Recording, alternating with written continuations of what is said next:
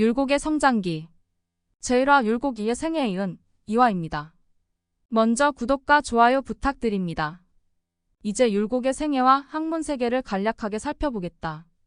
율곡의 생애에 관한 부분은 조선시대식 정기류의 하나인 행장에 입각하여 기록한 것이다. 율곡은 3살 때 말과 글을 깨우쳤고 7살 때부터는 어머니 사임당에게 본격적으로 글쓰기를 배웠다.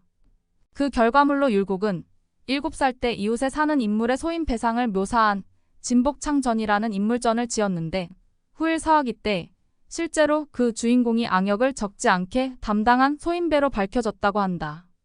8살 때에는 오원율시 화석정이라는 시를 지어 세간을 놀라게 했는데 그 내용은 다음과 같다.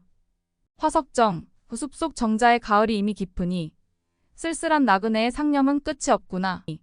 멀리 물길은 푸른 하늘과 닿아 있고 설이 맞은 단풍은 붉은 해를 향하고 있네. 산은 외로운 둥근 딸을 토해내고 강은 만리의 바람을 머금었다네. 변방의 저 기러기 어디로 가는지 울음소리가 저무는 구름 속으로 끊어지누나. 율곡과 사임당의 관계는 서로 독실하게 자애로운 어머니와 효도하는 아들의 관계였을 뿐만 아니라 학문을 가르치면서 서로 성장하는 사제 관계이기도 했다. 그것도 일반적인 사제 관계가 아니라 평생의 정신적 스승과 제자 관계였다. 그래서 율곡이 16세 때 맞이한 사임당의 죽음은 그로 하여금 커다란 정신적 방황을 겪게 했다. 그는 3년 상을 마친 뒤 1년간 봉은사, 금강산 등 절로 산으로 헤매는 생활을 하고 나서야 제자리로 돌아올 수 있었는데 이것은 율곡의 생애를 통틀어 거의 처음이자 마지막 방황이었다. 한편 이때의 불교 사찰 방문은 후일 그가 관직 생활을 할 때 반대파들이 두고두고 그의 파직을 주장하는데 빌미가 되기도 했다.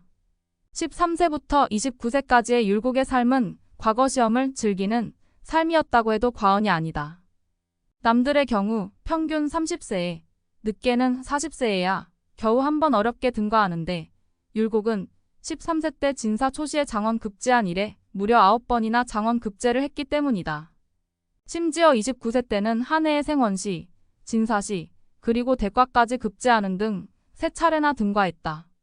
이러한 과거 시험에서의 장원 급제 이력으로 인해 그는 구도장원이라는 별칭도 가지고 있다. 그렇다고 그가 과거 시험 지상주의자였던 것은 아니다. 동호문답에 제시되었던 그의 주장과 같이 그는 인재 등용을 과거 시험 출신자에 한정하는 것은 문제가 있다고 하면서 올바른 인사를 등용하기 위해서는 과거 시험 출신자가 아닌 이들 중에서도 덕망과 능력을 갖춘 이를 추천받아 요직에 임용해야 한다고 강조했다. 율곡의 관직 생활. 율곡은 오늘날의 재무부 실무직에 해당하는 호조자랑을 시작으로 관직 생활 초년이라고 할 수 있는 4, 5년 사이에 예조자랑, 사간원 정원, 사원부 지평, 성균관 직강, 이조자랑 등을 두루 역임했다. 호조, 예조, 이조자랑은 각각 국가 재정예법 인사 문제를 담당하는 실무직이고 정원 지평은 국왕이나 관료들의 부정과 비리를 간쟁하고 탄핵하는 실무직이며 직강은 조선 최고의 학문가 문장을 관장하는 실무직이다. 또한 그는 선조 1년인 33세 때에 서장관 자격으로 명나라에 다녀옴으로써 공식적인 외교 업무를 수행하는 경험뿐만 아니라 새로운 해외 문물을 접하는 기회도 누릴 수 있었다. 명나라에 다녀온 직후에는 홍문관 교리를 역임했다. 바로 이때 사가독서의 영광을 누리게 되는데 이 연구 휴가의 결과물이 바로 동호문답이다. 율곡이 중앙직에만 있었던 것은 아니다. 36세인 1571년대에 민생을 직접 접하기 위해 청주 목사에 부임했으며 3년 후인 39세 때 다시 황해도 해주 목사에 부임하기도 했다. 지방관 시절 그의 민생에 대한 높은 관심은 특히 향약의 강구 실시로 나타났다. 청주 목사 시절 그는 서원향약을 지어 청주목 백성들을 상대로 직접 향약을 시도했고 해주 목사 시절에도 지난번 향약을 보완하여 해주향약을 작성하고 직접 실천했는데 이 향약은 후일 조선 향약의 표본 중에 하나가 되었다. 또한 그는 기타 여러 가지 민생 관련 정책들을 직접 개혁하여 해당 지역에 망설이지 않고 실시하기도 했다. 당시 그가 직접 실시했던 개혁책들 가운데 하나는 동호문답의 구체적인 대안의 예로 제시되기도 했다. 그 정도로 그의 개혁책은 모범적이고 성공적이었다. 40세를 전후한 시기부터 임종 전까지 10년 동안은 율곡이 형식적으로는 중앙의 요직을 두루 역임함으로써 정치가로서 무언가 이룰 수 있을 듯 하면서도 결국은 성사시키지 못한 안타까운 시기였다. 이 시기에 율곡은 일단 홍문관 직제학, 사간원 대사관, 사원부 대사원 등 국가의 언론과 학문을 책임지는 부서의 최고 수장직에서부터 국가의 문무 인사권 전체를 관할하는 이조판석, 병조판서직까지 고루 역임하는 등 외향적으로는 국가로부터 중용된 듯한 인상을 준다. 그러나 그 이면을 들여다보면 꼭 그렇지만은 않음을 알 수 있다. 임용된 지 얼마 안 되어 다른 자리로 이직되거나 반대하는 사람들로부터 탄핵을 당하는 등의 이유로 율곡 스스로 사직하거나 하여 실제로는 그 자신의 정치적 소신과 포부를 제대로 실천할 기회가 없었다. 예컨대 후일 한국 붕당사의 효시가 되는 김효원과 심의겸의 일로 조정의 견해가 분리되었을 때 율곡은 이것을 붕당 조짐으로 인식하고 어떻게 해서든 봉합하려는 노력을 기울인 데 반해 반대파들은 이러한 율곡의 태도를 놓고 지속적인 정치적 공세를 취했고 선조는 선조대로 율곡의 건의를 늘 좋은 제안이지만 시기상조라며 건성으로 듣고 넘기는 시기였다. 이에 율곡은 이러한 정치적 환경에 실망하여 사직했다가 그래도 유자의 사명감에서 발로된 미련을 버리지 못하고 다시 출사하는 등 사직과 출사를 반복했던 것이다. 율곡의 저술 세계. 율곡은 핵심 관직을 두루 역임하는 동안에도 저술 활동을 멈추지 않았다. 이 점 또한 조선시대 여느 학자들과는 다른 점이라 하겠다. 물론 조선시대가 기본적으로 유학자들이 정치를 하는 지식인 지배 체제였기 때문에 우리가 알만한 정치가들은 누구나 유교 지식인이었고 따라서 문집 한두 건쯤 남기지 않은 정치가가 없다. 하지만 우리가 이름을 들어 알만한 저술을 남김으로써 조선시대 지성계나 학계를 대표하는 학자들은 대체로 제야에 머무르며 학문 활동에 종사하거나 그렇지 않으면 유배 시기에 지적 작업을 수행했던 사람들이다. 태계가 주로 한직으로 돌면서 학문 활동을 병행했다면 성우 이익은 관직 생활에 대한 미련을 접고 제야 생활로 일관했으며 다산정 양용은 유배 시기의 대표적인 저술들을 집필했던 것이다. 그만큼 훌륭한 정치가로서의 삶과 훌륭한 학자로서의 삶을 병행한다는 것은 쉽지 않다는 말일 게다. 율곡은 어려운 이 양자의 삶을 병행했던 드문 인물이다. 한국 지성사의 큰 획을 그은 율곡의 학문과 사상의 세계는 크게 두 분야로 나뉜다.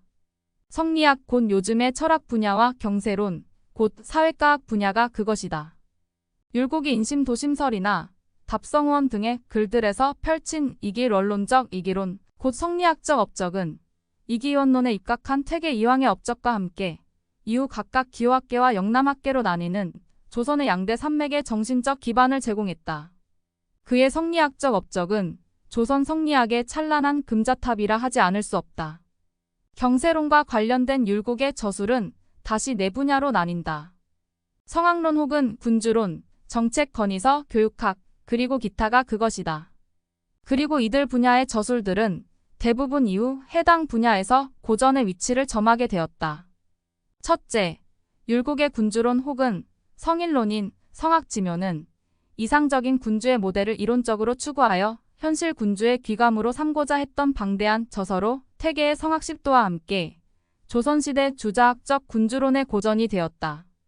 둘째, 율곡이 관직 생활 중 쉼없이 조정에 제출했던 제반 정책 건의서들 곧 동우문답은 물론 만원봉사, 진시패소, 사대사 강겸 진세척동서소, 심의육조, 진시사소 등은 동서붕당 조짐의 해소책 강구의 필요성뿐만 아니라 공납제도의 개혁을 통한 민생경제 확립, 서울소통과 공사천송량법 제안 등을 통해 불공평한 신분제로 인한 국가 인력 낭비와 위화감을 해소할 필요성, 교육제도 개혁과 국방력 강화를 통한 국가의 백년대계 모색 등 당대의 가장 기묘한 문제와 그 해결책들을 담고 있다. 율곡의 이러한 정책 제안서들은 당대의 가장 시급한 문제를 다루고 있으면서도 그 처방책의 방향이 시대를 초월한 이론적 깊이를 갖춘 것들이어서 후일 실학 사상가들의 전범이 되었다. 셋째, 율곡은 학문과 교육의 대중화에도 노력을 기울였다. 즉 그는 사서오경언해를 편찬하여 사서오경의 한글화를 시도했는데 이는 기본적으로 유교 및 주자학의 대중화를 도모한 것이라 할 수 있다. 또한 그는 학교 모범을 지어 구체적인 학교제도 개혁안을 제출했고 경목요결과 소학집주 등을 저술하여 아동교육에도 깊이 있는 대안과 해석을 제시했다. 마지막으로 율곡이 45세 되던 해에 지은 기자실기와 다음 해에 완성한 경연일기를 언급하지 않을 수 없다.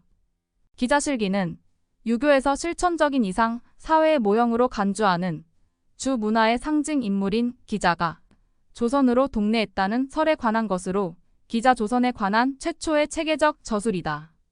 기자실기는 기자가 조선으로 온 만큼 조선이야말로 중화 곧 문명의 본고장이라는 함의를 내포하고 있는 저술이라고 할 수 있다. 따라서 이것은 후일 17세기 이후 형성된 조선중화주의의 이론적 기초를 제공했다. 한편 경연일기는 율곡이 선조에게 경정과 정책을 강의하면서 주고받은 내용과 감회를 적은 것으로 율곡의 인식세계는 물론 경연석상에서 이루어지는 조선시대 군신 간의 대화 구조와 풍경을 엿볼 수 있는 중요한 1차 자료의 성격도 풍부하게 지니고 있고 나아가 당대 정치사에 관한 중요한 자료를 제공해준다. 끝으로 율곡의 생애와 관련된 일화 하나를 소개하고자 한다. 율곡에게는 나름대로 자치론적 공동체주의를 지향하는 면모가 있었던 듯하다. 이미 앞에서 청주 목사와 해주 목사 시절에 그가 향약을 시도했다고 언급한 바 있지만 그의 공동체주의적 경향은 여기서 그치지 않는다. 41세 때 관직 생활에서 자신의 소신을 제대로 펼치기가 쉽지 않다고 판단한 그는 100여 명에 이르는 대가족을 이끌고 처가가 있는 해주 석담으로 들어가 자치규약인 동거계사를 선포하고 구족으로 구성된 자치 공동체 생활을 시작했던 것이다. 이것은 즉흥적으로 벌인 일이 아니었다.